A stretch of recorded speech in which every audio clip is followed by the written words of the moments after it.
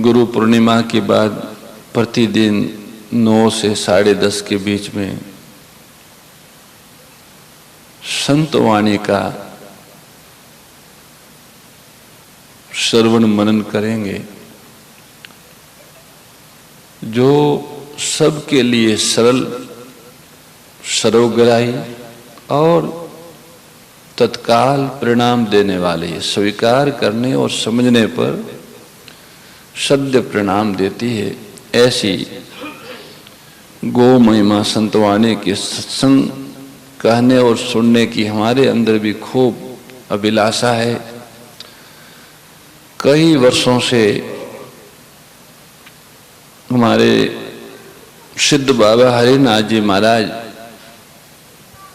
महाराज का एक आदेश था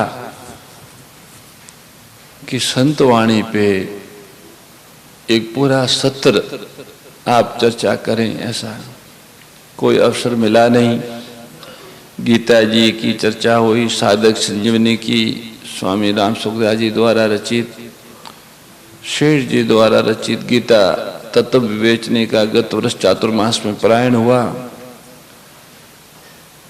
दिल्ली का अपना कोई भाग्य होगा, संतवाणी का पारायण दिल्ली के लिए ही था। तो अब जो है इस वर्ष गो महिमा संतवाणी का पारायण होगा। मानव सेवा संघ के संस्थापक परम श्रद्धेय ब्रह्मलीन प्रज्ञा चक्षु स्वामी शरणानंद जी महाराज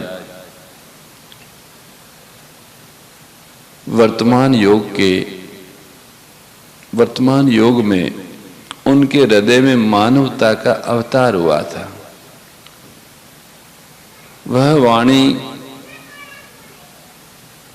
अविनाशी वाणी, अहम शून्य वाणी, सद्य प्रणामदायिनी वाणी है। हम उस वाणी के प्रकाश में सत्संग चर्चा करेंगे। ये अवसर पूज्य गौ माता की कृपा से ही मिल रहा है। बस आप मन से तैयार हो जाइए और ठीक समय पर 9 बजे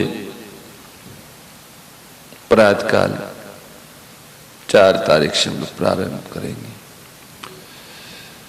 उनके मुखारबिंद से निकली हुई वाणी मौलिक है, यद्यपि वह सभी बातें श्रीमद् भगवद गीता में,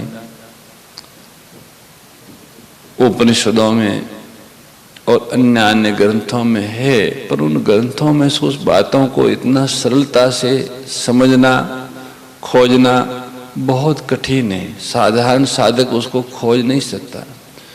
जीवन मुक्त महापुरुष ही ग्रंथों के सार को समझकर हमको बता सकते हैं। सामान्य लोग तो केवल लोक रंजन करते हैं कथाओं के माध्यम से, बिना किसी प्रमाण, बिना किसी उदाहरण, सहज स्फुरना संत के हृदय में होती है, उसे संतवाणी कहते हैं। वह सहज अवस्था में स्थित, यहाँ दर्शन की भाषा में बोले तो समाधिस्थ वाणी होती है। गोस्वामी तुलसीदास जी ने रामचरितमानस भी समाधिस्थ होकर लिखा है। उनमें कविता है। कलयुग के जीव अत्यधिक रजोगुणी होने के कारण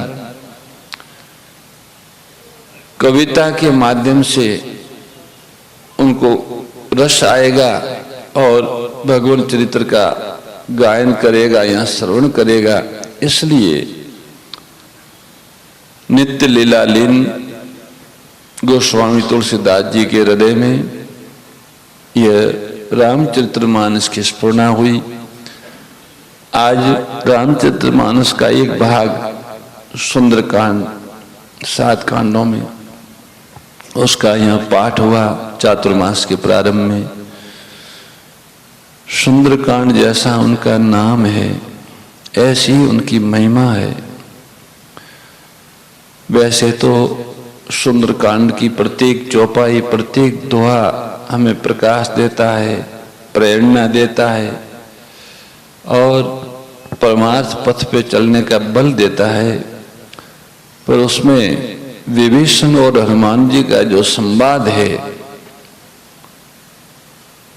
और विभीषण और राम जी का संवाद है, ये साधकों के लिए विशेष चीज है।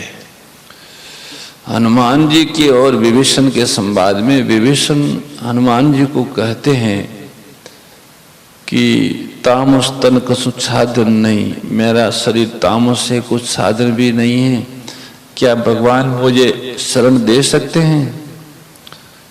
हनुमान जी ने और कोई उपदेश नहीं दिया, न मंत्र दिया, सीधा सीधा अपने आप को ही उनके सामने रख लिया।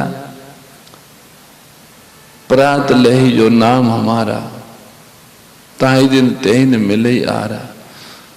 हमारा आप तो पूछ रहे हो कि भगवान मुझे आश्रय देंगे क्या?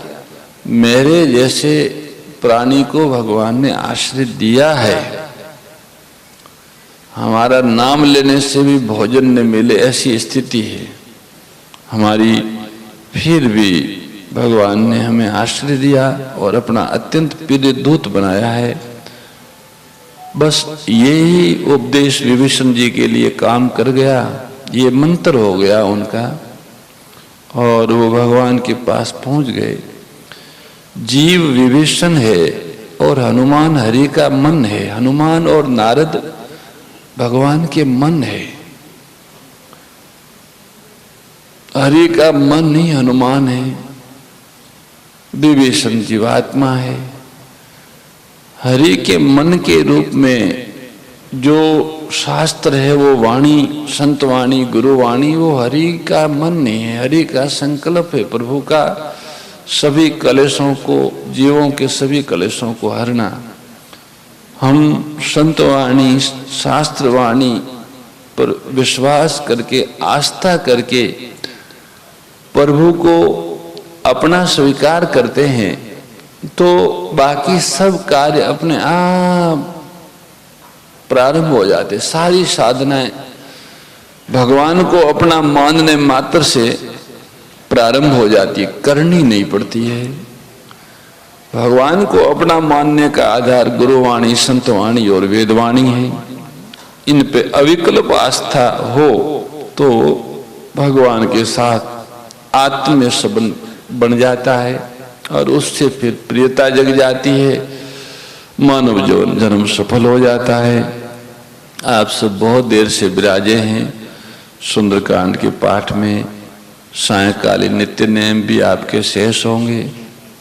आप प्रसाद ग्रहण करके नित्य नियम करें और प्रतिदिन हम लोग यहाँ मिलते रहेंगे। कल तो मध्याह्न में भी मिलेंगे। आज हम दिन में यमुना जी के दर्शन करने चले गए थे, कुछ धूप भी थी। अशोक जी गुप्ता का खेत, अशोक जी नामित निमित जी भी बैठे। अशोक जी कहाँ गए? हाँ, तो ये पुराना हरियाणा है, ये बड़ा सुंदर बोलते हैं और खूब हमको वहाँ मैया के दर्शन कराए, आचमन कराया। आपने अपनी पैतृक जमीन में से वेद लक्षणा गौ माता के संवर्धन और पंचगव्य अनुसंधान के लिए कुछ भूमि अर्पित करने का संकल्प लिया था, वो दिखानी थी, वो दिखाई। यमुना जी के किनारे हैं।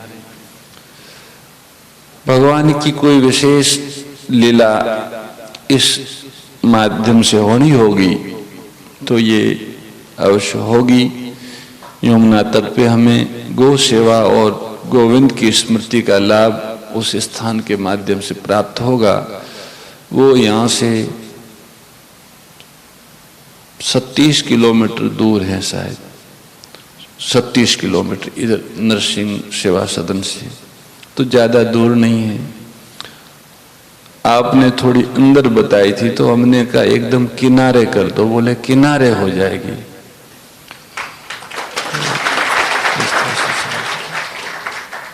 सब मंगल होगा, सबका मंगल होगा, सर्वत्र मंगल हो। पूज्य गौ माता की कृपा से मंगल ही मंगल हो। जय गौ माता, जय गोपाल। नारायण नारायण। शरणं सुरभि शरणं सुरभि शरणं